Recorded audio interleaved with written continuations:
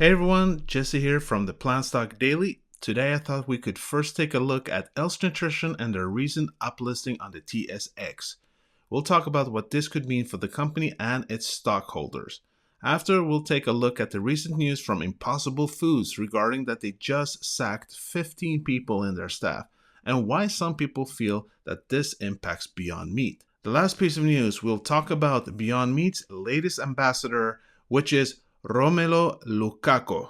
As always, I would truly appreciate an early thumbs up since it helps spread the video to more people out there. And if you want to be part of this channel and you want to have news updated on Beyond Meat, Else Nutrition, the Very Good Food Company, Tattoo Chef, Oatly, to name a few, 5 days a week, make sure to subscribe and don't forget that bell button. Thank you folks, I truly appreciate your help. Now if we just take a quick look at the stock market first, we can see that right now the overall market, the Dow, is down about 1.23%, the S&P 500 181% down, almost 2%, and the Nasdaq is down 2.2%.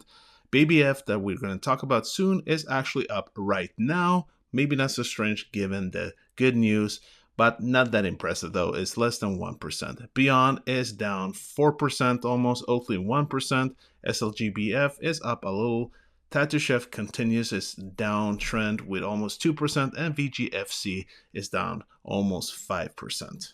So you might be wondering what is going on in the market, and in this morning's morning briefing that I have 5 days a week, guys, if you want to be part of this free Discord channel, check it out in the description. I told everyone that it's the ongoing situation in Ukraine, that people are worried about if Russia goes in there, what that would mean for the whole world. The Fed meeting that we have today and tomorrow, and some people actually worry that Powell will already now issue a rate hike. And the earnings report from Big Tech this week, as we know about the ongoing rate hikes, worries, Omicron. So there's so much uncertainty in the market right now. And like I also stated here in the briefing, is that like we've stated before, there are no one who can predict the market. We have some renowned experts who are now stating that we will see an even bigger crash in the near-term future. And then we have other renowned experts who state that we are now getting closer to a bottom. Who are you to believe? Who cares? Because in the end, there is nothing we can do about macroeconomics. This is short-term noise, but always a good idea to know what's going on if you're worried about why your stocks are acting like a frantic, crazy person. I also noted that it's important to understand that for most companies right now, it actually doesn't have to do that much with fundamentals. It is again every stock that's getting hurt out there. And if we then move on to the positive news that we have for BABYF, which is Else Nutrition, that most investors probably been waiting for. They're getting uplifted to the TSX exchange from the smaller TSXV exchange. For many investors, this could be seen as a really good news and an indication that larger institutions might take notice of the company. And also more retail investors, given that larger exchanges could lead to a more noticeable stock.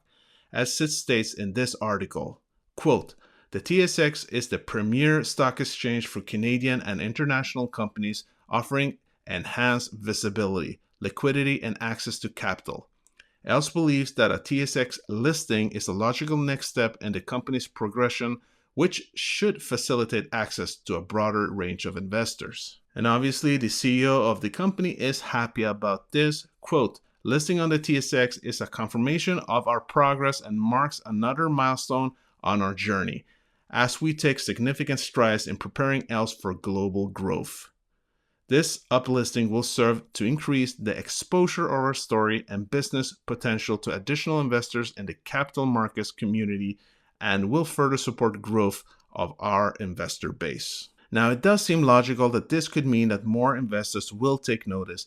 And what everyone wants in a smaller cap company is institutions noticing them and buying in. And this is certainly a possibility. However, there is no guarantee given the current climate. And I think we need to really learn from our recent history with the Very Good Food Company. They got uplisted in October, and the good news led to that the stock flew up really well in a short amount of time, after being struggling for a long period. But then again, they actually jumped 2 steps ahead from the TSX V directly to NASDAQ. But several investors will use these kind of opportunities to take a profit or short the stock. And as I'm sure you know, good news, especially today, is not enough to get a stock price to move up, at least not for a longer period of time. Like recent history taught us with Veri, the stock flew up but pretty quickly came down way more than it was before the news of the uplisting. Obviously, this is related to several different factors, but one factor was that Veri chose to do a dilution after the uplisting. This crashed the stock brutally. Now, Else recently did a dilution as well, back in October, but my understanding is that the management and CEO actually handled the situation quite differently, where even the CEO chose not to take an option of an additional 600,000 shares. She gave up around 3% of her stocks, meaning 3% less dilution. All in all, this kind of move will be viewed as a company caring about its investors. But let's just be vigilant and understand that there is no guarantee that this will lead to a higher stock price in the short term, but for sure this could be seen normally as a good sign for any company, that they might become more noticeable by retailers, institutions, and analysts. It will be interesting to follow their journey in the next couple of months. Folks, let me know what you think of the uplisting. How will it benefit the company and the stock? Now, before I go on talking about Beyond Meat stock, as always, guys, you know I collaborate with Seeking Alpha. I use their tools when it comes to checking out the different analysis and also checking their financials. Also, when it comes to looking at their rating system, they have their own CA authors ratings. Then they have Wall Street's analyst ratings that they put together very nicely here. So guys, if you're interested in using this tool and you want the 50% discount, make sure to look in the description, guys. And obviously I get a commission from this. And then some quick news on Beyond Meat. Yesterday, Bloomberg published an article regarding Impossible Foods and the news that they are now actually dismissing 15 people in their 800 staff. The company's response is as follows. Earlier this month, we made some organizational changes on several teams to ensure the functions supporting our business are best aligned with our strategy. But interestingly enough, it seems that they are still planning to grow their workforce. I'm guessing that they're looking at another skill set for the future strategies. But what I find really interesting is the way different authors actually makes this about Beyond Meat. As they also state here on Seeking Alpha, there's also some sector news that could be impacting Beyond Meat, with Bloomberg reporting that Impossible Foods has terminated some employees as part of an internal reorganization. Other articles on this actually mean that this is a sign that fake meat companies are in trouble, that this might just be a fad, etc. We don't even know the specifics behind Impossible's decision, not yet. Who knows? Maybe this is a good sign for Beyond, that Impossible aren't doing that great. But what I also find interesting is that Impossible actually seems to have a larger workforce than Beyond. The latest numbers is that Beyond has 700. Maybe this needs updating. But Impossible has almost 800. Given that, what we have seen so far, Impossible has way less locations than Beyond in restaurants and stores. It is hard to believe that they have a revenue close to Beyond. Having a larger staff might not be good given the sales, but we will find out more once they eventually go public, whenever that is. We all know a banger when we see one.